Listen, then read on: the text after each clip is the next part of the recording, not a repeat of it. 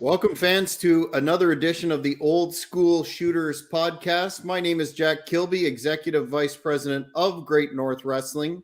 And today we have a returning guest to the Hannibal TV in general, but a first-time appearance on the Old School Shooters podcast. And that is Mr. Jake Shannon of Catch Wrestling fame, Shoot Wrestling, and also a new initiative he's here to discuss, which is a scientific wrestling affiliate program for gyms. So we'll get into that with Jake. We're very pleased to have you. How are you doing today, Jake? I am doing awesome, man. I'm out in Vegas this morning, jet setting around, trying to do my best. Ric Flair. That's not a permission, King of Connecticut, to start ragging on me now. But life is good, man. I cannot complain right now. Tremendous. We'll get into the topic at hand, but I have to, of course, as always, throw to the second man in this three-man booth today. That would be the King of Connecticut. And King, it's timely that Jake mentions Vegas because I understand you were recently out there cage side for the big Jones fight where he went over. Yes, Jack. I had a great time, man. First of all, good morning, gentlemen. Yeah, I was out in Vegas last week, and it was actually this time last week that I was hustling to get to Orlando because there's great stuff going on, awesome stuff going on.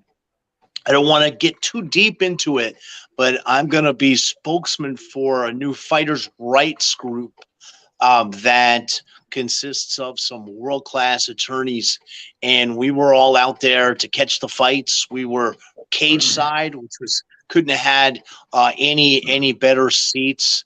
We stayed at the Aria. These guys were truly world-class accommodations. Picked me up in the limo and got a chance to ride around Vegas on Sunday. But the fights themselves, man, that main event with John Jones, he showed what Jake and I know to be the case and what we've known to be the case now for decades, which is that wrestling is such an important skill in mixed martial arts. And John Jones at one point utilized a move that I always show in my coaching. I show it to setups for different things, which is the head lever. I first learned the head lever, probably when I was 12 years old, and I did some coaching in wrestling coaching this past season for the local team here, Palm Coast Bulldogs, and there are so many positions that guys are in where you can use a head lever effectively, and Jake knows that. I mean, Jake is the man when it comes to seminars and training for everything from UFC fighters to WWE stars to amateur wrestlers to competitive submission grapplers. And it's a company called Scientific Wrestling that Jake has. And we'll just kind of give Jake the floor so he can talk to the fans about scientific wrestling and about some of the awesome seminars and programs he has going on. Dude, that's awesome, man. Holy crap. I appreciate that, King of Connecticut. Yes, sir. So first of all, to your mention of the Jones fight, I think my favorite meme to come out of that was because everybody's calling him the GOAT, to coincide with the new Hollywood release of Cocaine Bear. They made a cocaine goat and they put a goat's head on Jones's body. but you're right. Like, it's just another freaking data point about wrestling. And, I've spent seriously the last 25 years of my life pushing this point. And I really, what woke me up is, I'm like the King. I had a childhood background dabbling in wrestling, but I never considered it a martial art. I just was like, it's just a sport and whatever, it's fun. And I kind of fell out of it. And then it was the UFC that brought me back because I had this wrestling background, and then I was like, oh, well, maybe this is applicable, but of course I got to do jujitsu. So I did jujitsu, and I was doing great until about the late 90s when all the wrestlers started smelling gold and money, and they started tuning me up. And I was like, oh my God, dude, like I had forgotten. And this is actually superior. And I had to undo the prior 3 or 4 years of me dabbling in jiu-jitsu and then redouble down on the wrestling. And, I didn't formally incorporate the company until 2003.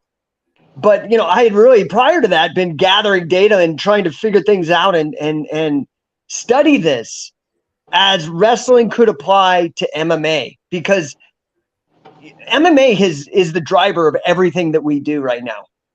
It really is. Like, if you're in the martial arts space, it's made it relevant again. If you're in wrestling, we went through hell with Title IX and then dropped from the Olympics. Are you effing kidding me? And if it wasn't for MMA, where we now know, because they have the most open, liberal rule set, you could do pretty much everything, neck cranks, leg locks, all of the stuff. We know that wrestling is the greatest predictor of champions, and it's not even close. It literally laps jiu-jitsu, runs the track twice in terms of number of champions coming from that background. And so, what I've tried to do in the last 25 years is I haven't heard anybody else use this. I'm sure Danaher or some jiu-jitsu guy will pretend like they made it up, but I've been pushing this idea of grappling literacy, as opposed to grappling propaganda or grappling marketing.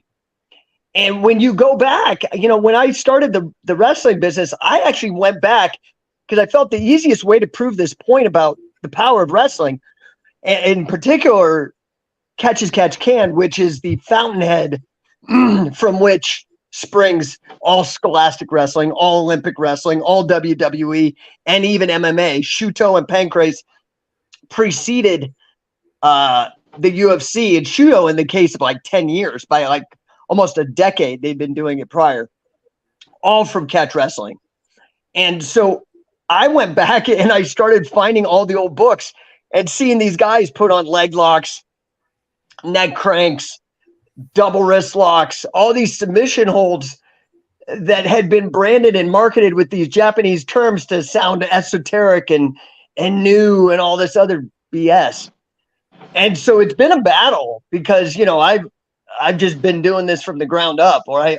Very blue collar, no big financing behind it or anything like that, but it's resonated. And that's how guys like the King have, we've fallen into this similar place. We both were friends with an old gentleman named Billy Wicks, another gentleman named Frankie Kane, and a bunch of these old timers are trying to actually get their story out.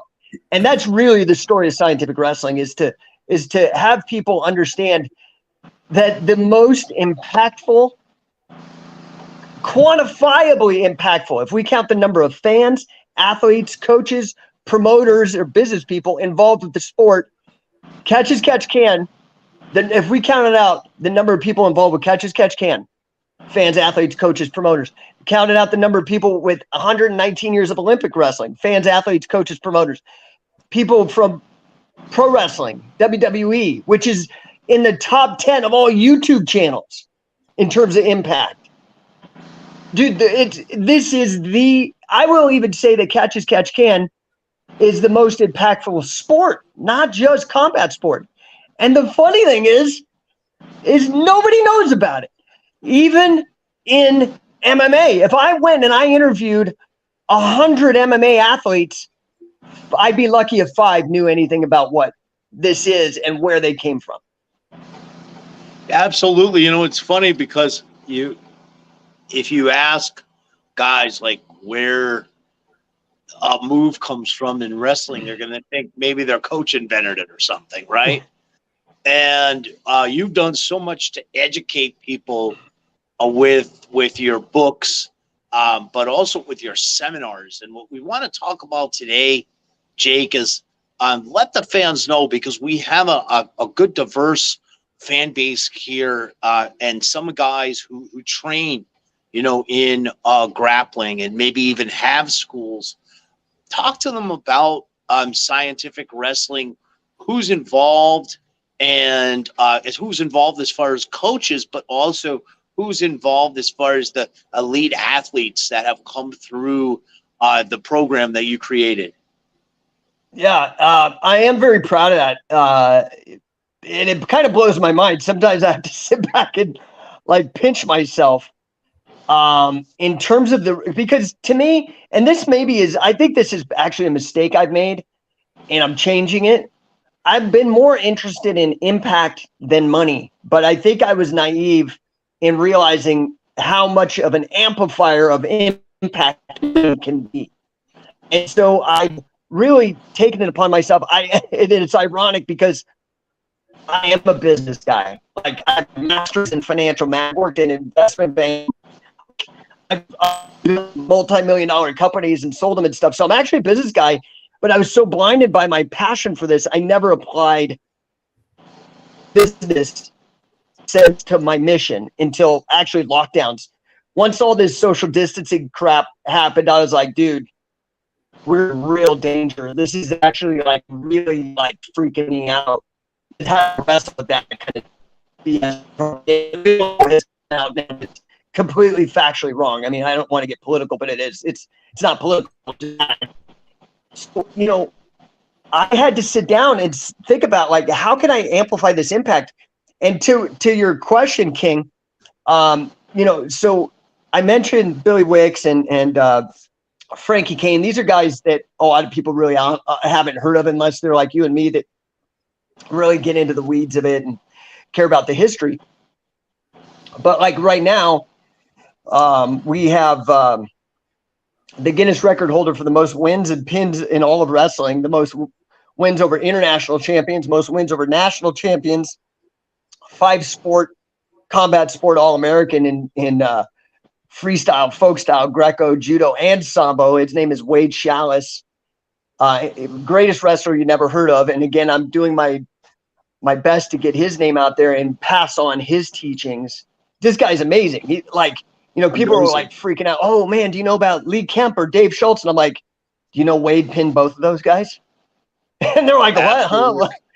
So, a lot of this is like a true legend. And we should say too, he came out, for the pro wrestling fans, a little history on Wade. He wrestled for Clarion, which was a college that's really not known for any sports other than wrestling. And who came out of Clarion and won a gold medal in freestyle? Kurt Angle. So just a little aside on the school that Wade came out of, and all these accolades that he's had. Tremendous coach as well. Yeah, and so we work, in fact, Wade works exclusively with us in terms of like wrestling. He does it because he's so huge in wrestling. But for grappling and MMA, he works exclusively with Scientific Wrestling and has for 20 years. We also had Billy Robinson, who worked exclusively with us. And so those of you that are more familiar on the pro wrestling shooter side of things, you don't get a better resume or a better pedigree or a better like background than Billy Robinson. And he was with us for 7 years at the very peak of his understanding of the sport, and he was doing nothing with pro wrestling. He only was training guys through us for grappling and MMA. Additionally, I wasn't really coached by him as much, very, very little, but a little bit. But more mentored by Carl Gotch as well. And in fact, our rule set, the Shoot Pro Wrestling rule set, and that's an invitational that we do. That's basically competitive grappling, but with pro wrestling rules. It's, let's just say, this is real pro wrestling. This is competitive pro wrestling.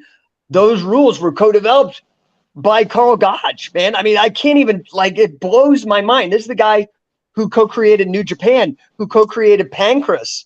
who co-created Shudo, the first MMA, and he's got his hand in Shoot Pro Wrestling as well.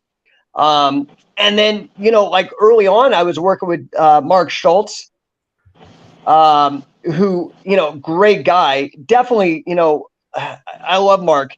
He's just had such a roller coaster of a life. You know what I mean? He's a troubled guy, and not necessarily by his own design, maybe to some extent, but like had a rough go. But Mark Schultz, who, and this was where I first really, what happened to me is I got beat real bad by a couple wrestlers, and it really humbled me and took me down a notch. And I was like, God dang, what the hell? And I talked to them afterwards, and they just, well, all I do is wrestle. I was like, shit, I need to get back in this. And it was one of my buddies, who's also a Brazilian Jiu-Jitsu black belt, but he had a good wrestling background. We were wrestling. This is probably turn of the century, probably 2002. And he cradled me. And it was so embarrassing because it was even worse. I wasn't tapping. I just was stuck. And I was like, what the hell? And at that same time, I was working with Mark, and I was talking to Mark, and Mark's like, oh, yeah, I cradled Rickson Gracie for a half hour. And at that point, just the bells went off from my own personal experience, and then this high level with like the GOAT of Gracie Jiu-Jitsu being held harmless like a baby in a cradle for a half hour by a wrestler. Now, granted, it was Mark Schultz, like one of the best ever, but at the same time, I was like, dude, there are massive holes. And then at that same time, Sakuraba was coming through, who's a Billy Robinson boy. And I just, it was as clear as day to me that jiu-jitsu was done. It's just that very few people understood what was going on. And then that's when I really started going. So the ultimate evolution of this has been in the last year. You know, scientific wrestling's been going for 20 years now, which is mind blowing. But this last year, I launched for the first time our affiliate program. So you know how like CrossFit has affiliate gyms across the country? I was like, dude, I'm going to take that business model and now I'm going to apply it. And this is me starting to think about my business brain. And I'm like, my mission is to improve the lives of every man, woman, and child on earth. That's 8 billion people. That's huge. That's a big, hairy, audacious freaking goal. So to do that, I was like, I am never going to do this myself. And I'm going to die before I meet 8 billion people. There's just not enough time. So I need to get other people involved on this mission. And I need to train them up to my standards, to the standards of Carl and Billy and Wade, like these high, ridiculous standards. And I need to make it to where they make money. Otherwise, it ain't sustainable because I'm not a communist and I don't have these expectations of yelling at people and them just bark. They got to make money. And so I put all that together. I sat down during lockdown at the drawing board and came up with this affiliate program. We launched it last year. Already have 11 affiliates, 10 of them in the US and 1 in Canada. And we've actually got 2 more in the pipeline, 2 high-level wrestling guys that I'm really excited about, but the ink ain't dry, so I don't want to jinx it. But so the affiliate program now allows these gyms. And in fact, we just had the biggest promotion in Colorado, and it might be the biggest promotion, a small promotion outside of the big boys in the West. It's called Sparta. And they do shows everywhere. They do them from Washington, Colorado, Nevada, Utah. They're everywhere in the West. Our affiliate gym out of Denver, we have 2 in Colorado. Our affiliate gym just freaking cleared everybody. In fact, one of the guys in my program that's actually in the coaching catch program that comes with the affiliate, I think now he holds the record for the fastest knockout in the state, 7 seconds. But I think that's because of the conditioning that we push these guys through. I'm like, dude, you need to beat this guy with pressure. And I don't mean body weight. I mean, of course I mean body weight, but I mean conditioning pressure. You got to just be able to go and never give him a chance. And he did it, dude. It was awesome. So yeah, I appreciate that setup, King. The affiliate program is really, really cool because not only do you get tuition to learn the style, you also get all the resale rights to everything I've ever produced, which is a lot, including instructional videos, online classes and courses, books, merch, all that kind of stuff. So you get tuition for 2 through the coaching program. You get resale rights. You get a promoter license to start running your own King of Catch tournaments. Again, that rule set off of Billy Robinson. Plus, because of the business side, you get business coaching with me. And, people may know me more through the wrestling and the grappling and the MMA side. But on the business side, like I said, I have a master's in financial math. I've built and sold multiple companies. And then in the last couple of years, I actually partnered with the #1 sales and marketing trainer on the planet, Grant Cardone. And in my first year with that guy, I was the number 2 coach for 2002. And then last month, I was the number 2 producer. Almost 500 people. So I am very serious about this. If you can't tell, I mean, I am very passionate and serious about the whole thing. Man, that's awesome. A fan wants to know where your affiliate program is in Canada. Oh, we got one in Windsor, Ontario. It's run by Marco Carbone and Carmen DeCrisio. And they, Carmen's actually a badass Muay Thai guy. Most of my affiliates, so we don't, what I've found, and I'm hoping that this isn't necessarily true, but what I've found is, man, all the Muay Thai gyms love to add what we do, because the combo of Muay Thai with catch wrestling just dominates in the cage, right? Like there's just no better. And Muay Thai is like what we do. The only belt that matters is gold. Like there's no other color that really, you're a what? You're a purple belt, you're a blue belt. Like, what can you do in the mat? Let me see what you've done, Cool. That's awesome, man. I was going to say, Jake, we have a cross section of fans, but this channel was built, although we have had so many UFC legends on the channel and on the show, and Old School Shooters is dedicated to that. This channel was built on professional wrestling. And what I found so cool, Jake, is tell the people some of the professional wrestlers that have trained with your scientific wrestling program. Yeah, man. I've had everybody from Bryan Danielson, Shayna Baszler, like the older young guard. They're actually getting old now. But like new guys, like SmackDown main event guys like Joaquin Wilde was at like one of our last camps. I mean, we get and I really appreciate that because I dabbled in pro wrestling. I loved it. Actually, that was like, I got a little fed up not getting good bookings, because when I was doing MMA and grappling, it just was so new. I went over to pro wrestling, and man, they took good care of me, man.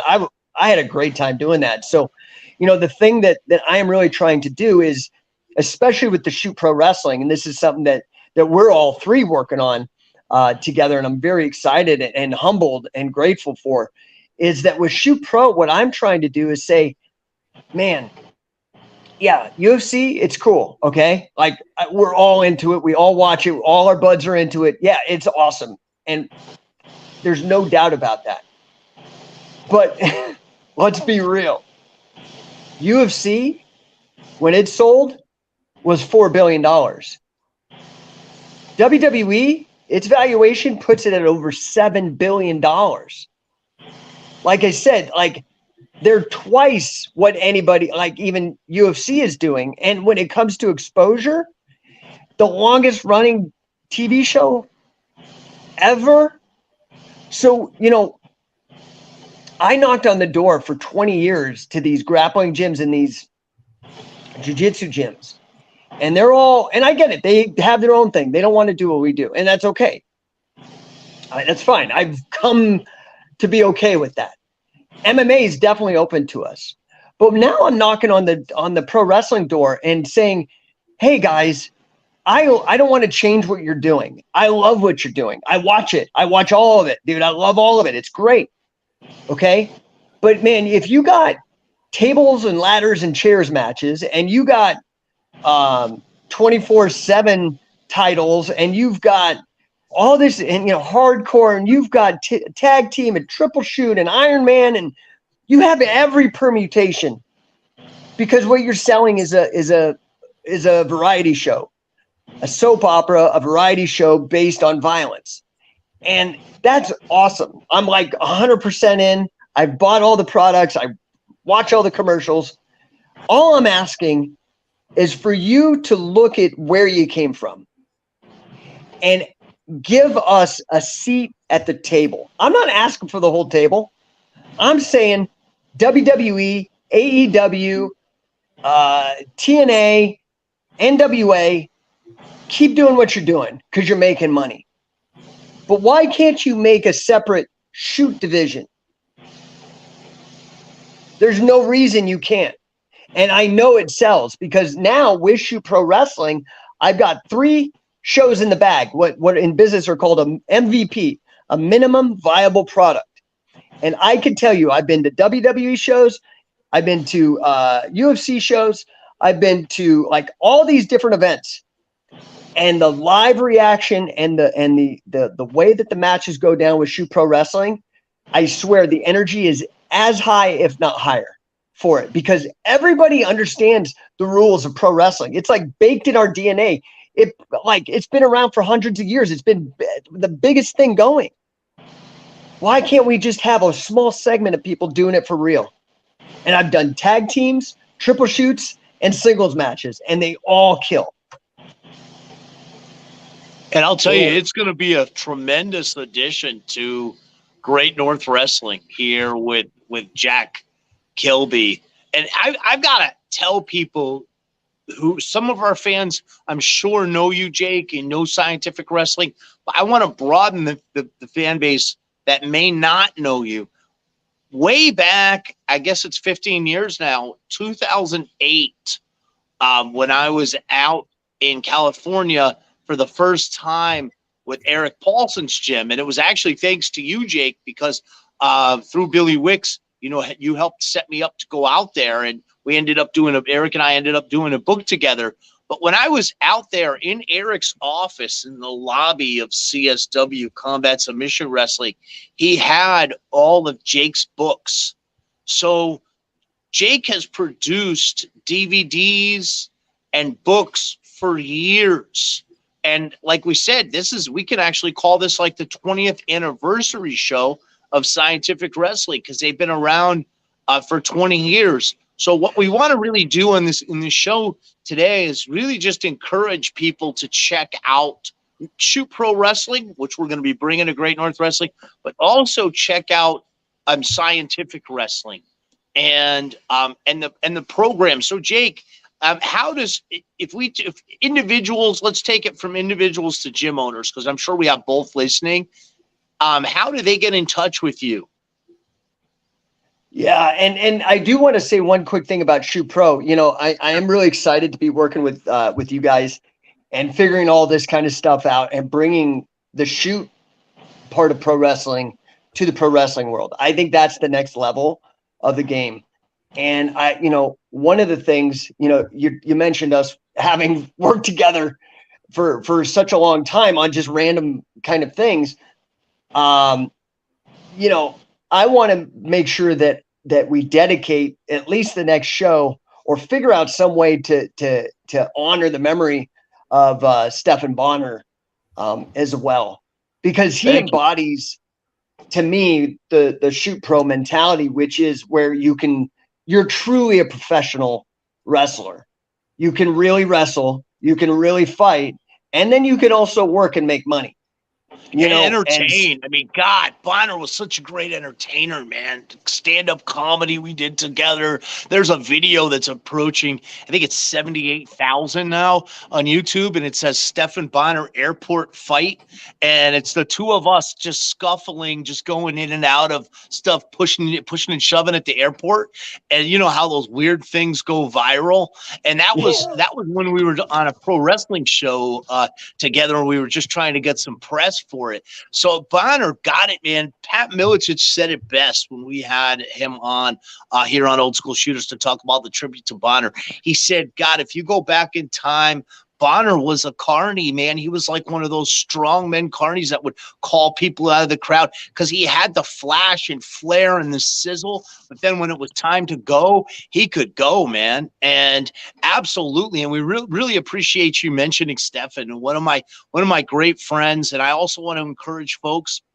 Stefan and I did a book together, stories about his life. It's called Chaotic Enlightenment, and it's got 18,000 downloads, and we'd love to even get more. It's on John Alight's YouTube channel, where I do the read of the book in Berman Law Group Studios, and it's also here on, I think it's got like 8,000 or 9,000 here on the Facebook for the Hannibal TV, but they're hilarious stories, man. And you actually get to know Stefan when you sit there and you listen to this. Just such a great guy, man. R.I.P. once again. You know, it's. I just wanted to give that shout out to him, and you know, this is another thing that I just really briefly want to mention, mostly because of Jack. One of the things, like, you know, my brother was he just retired, but he was 25 years. Vegas Metro. So it's kind of interesting. I'm here in Vegas too. But he was 25 years retired Vegas Metro. My dad was the chief of safety and security for the Denver Public Schools, which, you know, in many states, not Colorado, but that's a sworn position. So anyway, you know, and I've had a lot of friends that are in the jails and doing like deputy sheriff work. And one of the things that I have really tried to push, because there was a time in my life when I tried out to be a police officer. It was actually right about when I was starting Scientific Wrestling. And it was right after 9/11 and, you know, all that hype. And I was trying to get on with these departments in LA. And I went through like the defensive tactics training. I did all this kind of stuff, right? Through these like, well, I can't remember what they're called. They were like training academies to get you suited up to take the tests, and they were like prep courses. Anyway, you know, now we see all this backlash on cops, on police officers and law enforcement, because they're learning these crap tactics from jiu-jitsu. Just being real. I mean, okay, whatever. Like, it's just how it is. If law enforcement just went back to what they were doing with hammerlocks and not kneeling on throats and faces and choking people, but if then they supplemented and learned how to use pinning and various pinning combinations, those are low liability. I can hold somebody like Hickson Gracie, who's the greatest jiu-jitsu guy supposedly on the planet, for a half hour. If my backup's more than a half hour away, I got bigger problems. Yeah, but I can hold somebody and people could film me, and there would be no liability. In fact, I'd walk away looking like the man. That's a great point, Jake. And, you know, I want to interject because I want to mention that a lot of people don't realize this, but Billy Wicks worked for the Memphis Police Department, and he was the DG trainer, deputy sheriff, and he was also the DG trainer for defensive tactics. That's how he started with them. And he used to tell me that he didn't like it being called defensive tactics. He liked to call it control of arrest. But you talk about the hammerlock. I mean, it's so true. And do you have a program that's designed specifically for the law enforcement? So actually, Jack, and maybe off camera, we should talk about this. That affiliate in Windsor is the Canadian equivalent of SWAT, which is, what is it, like emergency response or something? I can't remember what he calls it, but he's a SWAT officer, Marco Carbone, in Windsor, Ontario, which is right next to Detroit. And so he and I and another fella here in the United States, his name's Kevin Coates. He's a deputy sheriff. And me and those two guys have been working on how to set up pinning for law enforcement and wrestling. Because, you know, the other thing is it's all about weapon retention, right? And to do the guard, why would I put my hip right next to the guy where his hand could just grab? Like, it's just crazy. It's crazy. It's like nonsensical. So, maybe there's something that I could connect you with those guys or something as well, Jack, but that's neither here nor there. I just was thinking about you and your role, with what you Jack, do on a day-to-day basis and the reality of that, Jake, that leads me to this. It's a beautiful segue. One of my best friends, Mike Dietor, is a wrestling coach. He's a former captain in the Marines, and he's coaching wrestling now in South Carolina with Chris Weidman. And the fans will all know Chris Weidman, UFC middleweight champion, Hofstra wrestler, took second and third, I believe, in the Nationals years ago. And Dietor and I were talking about that so many times over the years about how bad it was when jiu-jitsu was introduced when he was overseas, and Mike was a Iraq and Afghan war veteran, with pulling guard, and like Mike said, he could just shoot you right in the head. Yeah, so that's been that's been going on for some time, Jake, and it's great if you're developing a law enforcement. The reason I asked you is because we just had Richland County, South Carolina Sheriff Brady Nimmons on Old School Shooters, and Brady is a solid wrestler himself and kickboxer, and he was in WCW wrestling in the late '90s. A good buddy of mine. We made him guest referee. Speaking of Stephan Bonner, in the mixed tag match that I did with Stephan Bonner with the gorgeous Vixens that's here on the channel, and I've got some connections to different sheriff's departments. Of course, Brady's department that he's sheriff of, Richland County, South Carolina. But I also know the guys out in the Myrtle Beach area. There's some guys that are officers out there, and even here in Florida, one of my best buddies was a detective out in Tampa. So we can talk offline. But yeah, man, if you're looking to get some departments, Dan Severn and I did that together in Richland County, South Carolina, for Brady and his Dan's guys. doing great stuff with law enforcement too. Yeah, Dan's doing really good stuff. Jake, I wanted to ask you, are you familiar with the Koga method? I'm sorry, say it again. The what method? The Koga method? No. What is that? This was an individual who pioneered defensive tactics for law enforcement, arrest and control, and removing weapons in a safe manner. I believe his name is Walter Koga.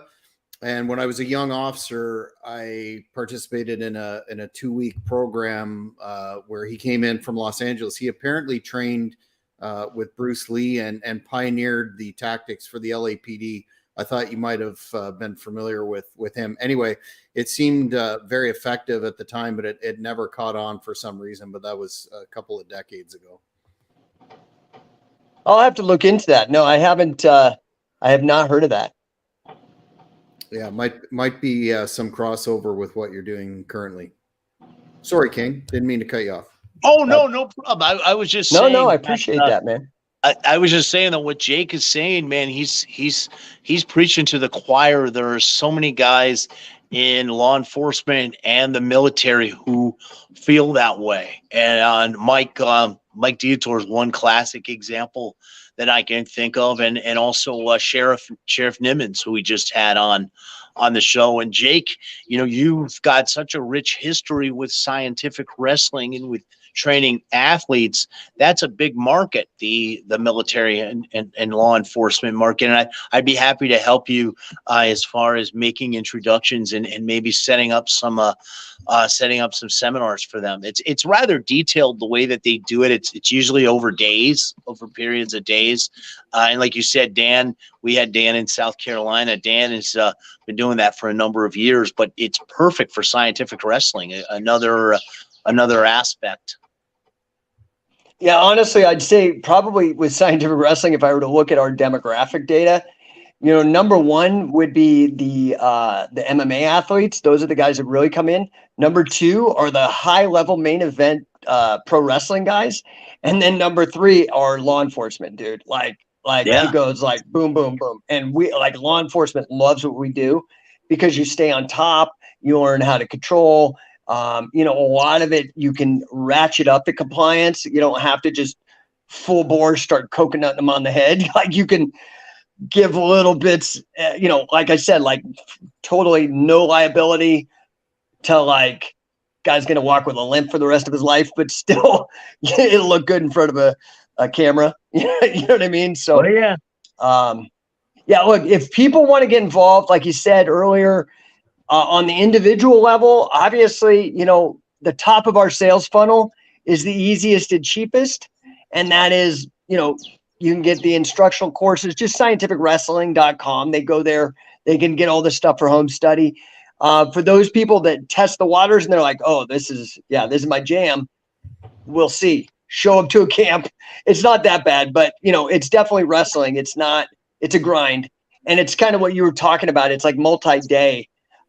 We do these camps. We really don't do a lot of seminars because I've just found that's just a sales thing. There's not much that can be taught during a seminar. Yeah. But in a training camp, I can get enough time with an athlete to really grind on them a little bit, You're absolutely right about and so that would be if people are individuals wanting to get involved. But if you're a business owner, go to the affiliate page, and that is scientificwrestler.com. So individuals, go to Scientific Wrestling, go to Coach and Catch, and then if you're a business owner, go to scientificwrestler.com.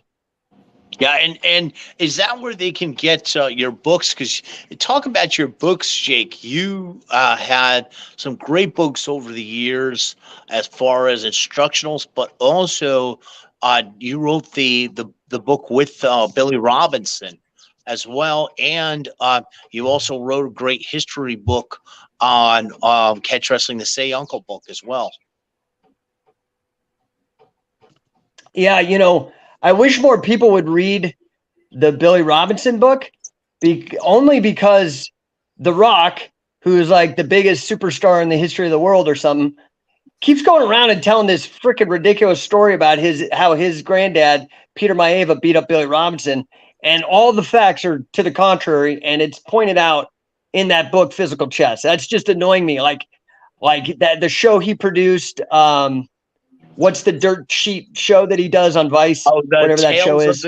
Tales of the Territories. Yeah, he tells that like it's a documentary and it's bullshit. And then on the Young Rock, my son, who's 11, who's named after Billy Robinson, his name is Billy. He comes to me and he's like, Dad, on the Young Rock, they told the wrong Billy Robinson story again. And I'm like, dude, that Rock dude, I used to be a fan, but that guy's full of shit. I don't care how big you are. That could be a potentially slander as well. Because look at you, you're hunting for those cases, dude. You're good. Always. Well, I want to turn it over to Jack. I've been hogging the mic here. I want to pass the mic to Jack to ask Jake any questions he has. No, just one, Jake, which is I think you've kind of already answered it, but going back to Shoot Pro, what do you think in terms of, because I couldn't agree more. The business is the business. It's got a rich historical basis and roots, but the big companies are in my opinion largely stagnant in the product that they're offering. So it seems to me that the next, and we've said this offline, the next evolution of pro wrestling in the presentation would be to incorporate a shoot element. Where did you first of all, how did that idea dawn on you? And second of all, what do you think needs to happen from a grassroots level and then expand it out from there, given your business acumen, to make that catch on nationally, internationally, if you will? Yeah, man, you're good, man. I can tell you've done some interrogation or something because you just got good intuition, man, because you're reading my mind. So to the first question, which I honestly think is a fantastic question, just in general, to me, there are the two greatest paths to like personal development, to like making yourself a better person. Honestly, one is wrestling and two is entrepreneurship. Like, you learn the lessons the hard way, and like and you become really strong through that, So that first question, almost every single entrepreneurial thing I have ventured into is because I am an expert level consumer of that product. So I was spending more money than anybody I knew on MMA and pro wrestling stuff at the turn of the 21st century, right? Like I had a high paying job, thank God, but I was dumping all my money into this stuff. But because of me being an expert consumer, I saw holes in stuff that I wanted that didn't exist. Because I was a high level nerd, I was way into this more than anybody else. And I looked, and I'm really good at research, man. I got Carl Gotch's address when nobody else could get it. Like if I want something, I'll look. And I couldn't find what I wanted. And what I wanted was real, competitive, professional wrestling again. And it was not happening anywhere. And I had went and studied, like I went and worked out with a crew that was like a satellite gym for pro wrestling. Noah, I went and worked out at Ultimo Dragon's gym. I mean, I literally did everything I could to figure this out at the time. So that's really how I come across these ideas.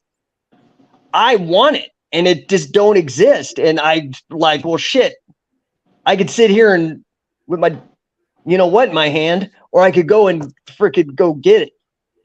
And that's, I'd rather go get it, you know? So that's really where any of this came from. All the books, all the instructional DVDs, all the training camps, all of the affiliate programs, the promotions from King of Catch to Shoe Pro is all because I've wanted it myself and nobody else had done it. And I felt like because I was such an expert consumer, I knew what people wanted to buy. I felt like I was a fair representation of that, and I went after it. So that's that answer. Now, there's ways to do things, right? The fastest way to do anything in business is to have a lot of money. So the fastest way would be for me to find a McMahon, a Fertitta, a Tony Khan, a Billy Corgan, somebody like that trusts my vision and my 20 years of dedication and said, I believe in you and I believe you're smart enough to make a F ton of money with this. Let's go. That's the fastest route. It's also incredibly difficult because people with that kind of money are few and far between. And because they're few and far between, there's a million jokers out there trying to pitch them on bullshit. And so, you know, how do you cut through that noise? How do you get into the room? How do you make that deal? How do you not lose creative control? Like that's the challenges of that route. Because I hustle that route, but you know, I've been banging on these doors and slowly I've been mentioned on Joe Rogan a couple times, and you know, so I'm making some headway, but you can't lay all your, you know, I have a multi-pronged attack. So, you know, in case my jab don't work, I got my ankle pick set up, right? Like, so the grassroots is what I've been doing for 20 years. Educating, going with hard after this grappling literacy and getting people to wake the hell up from this BS, right? I mean, we could just see it, like tons of people waking up just in general on the political scene, but we can also see people waking up to like in the microcosm of, well, wait a minute. Yeah, BJJ's on every corner, but where are they? None of them have a gold belt. Like, what is this? This is like turning into Taekwondo again. So that is the slow burn.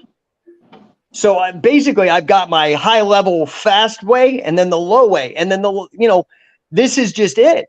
Like you and I doing this and talking, us doing a show and getting it in front of people and proving, me filming and putting together like world level competitors to wrestle for real under pro wrestling with tag teams and stuff. Like it blows my mind. Nobody else has done this.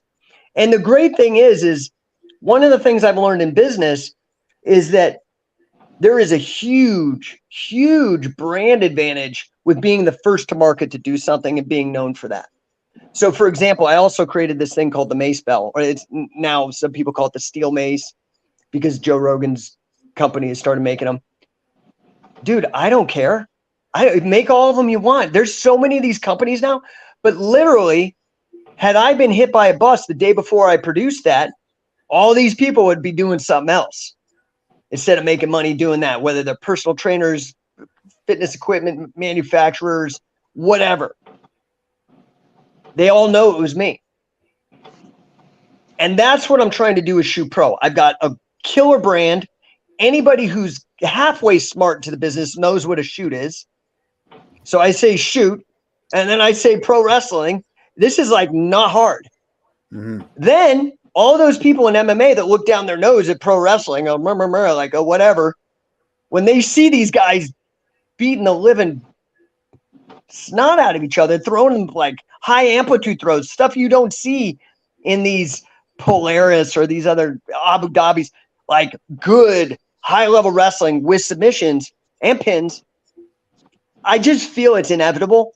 I feel that this is such a no-brainer. I look at WWE. They have to have Ronda Rousey. They have to have Brock Lesnar.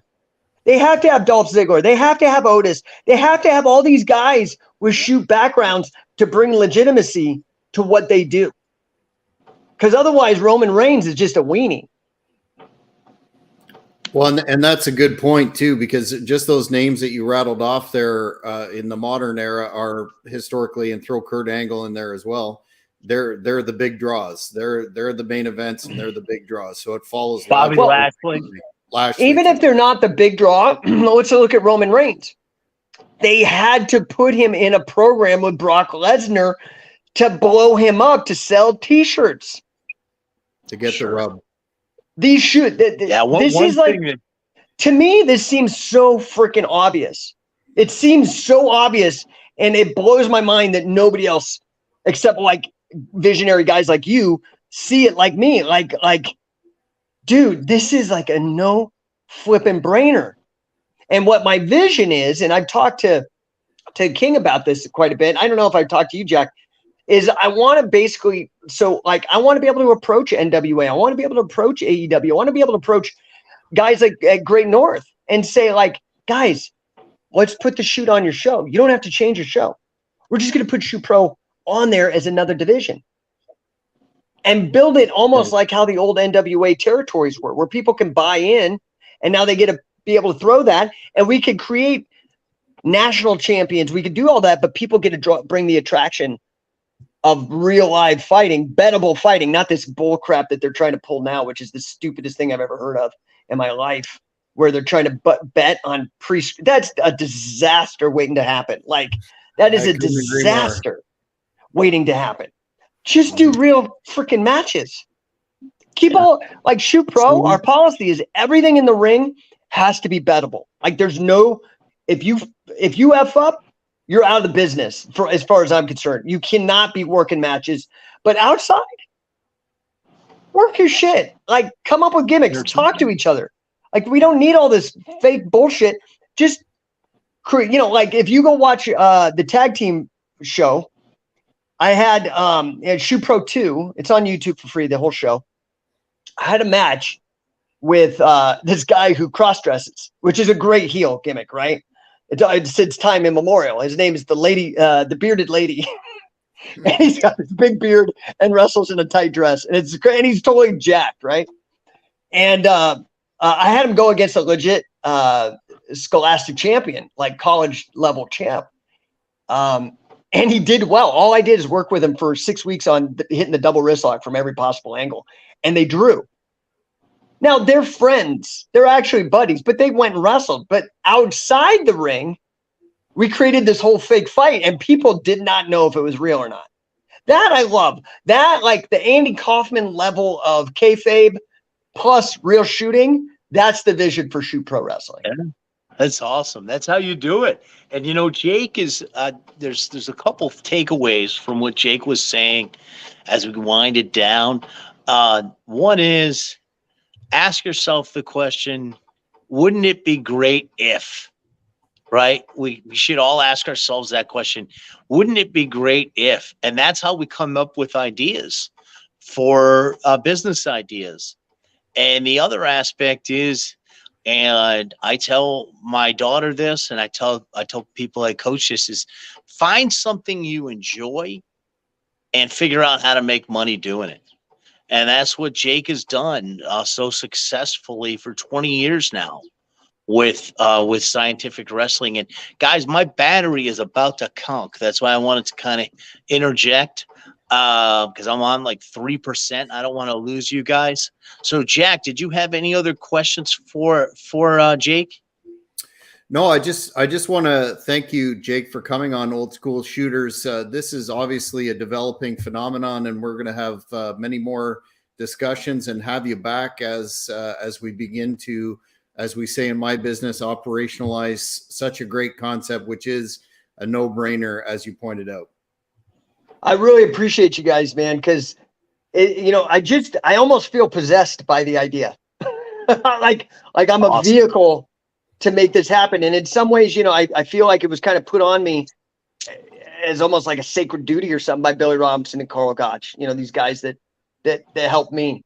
And I really believe in it. So I appreciate you guys' help.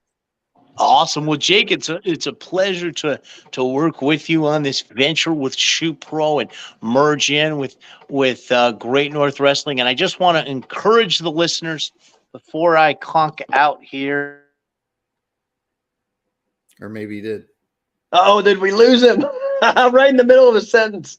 There you go. Well, fans, we'll make sure to put all the information that you need in the description. But Jake, where can the fans go once again to check out your products as well as find you on social media?